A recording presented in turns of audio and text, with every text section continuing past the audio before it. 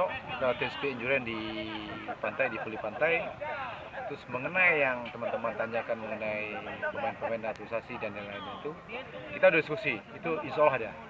Cuma mungkin lebih pasnya ketika Kongres 29 Mei nanti udah tahu aturan Liga 1 seperti apa, Liga 2 seperti apa, regulasi seperti apa, baru manajemen bertindak secara sepakat. Tapi kemungkinan naturalisasi tetap ada. Insya Allah. Nah, tadi malam saya sudah bicara sama Pak Henry Nazainuddin, kita makan malam, dan beliau bilang insya Allah. Cuma beliau belum bisa memastikan karena situasi dan kondisi yang ada.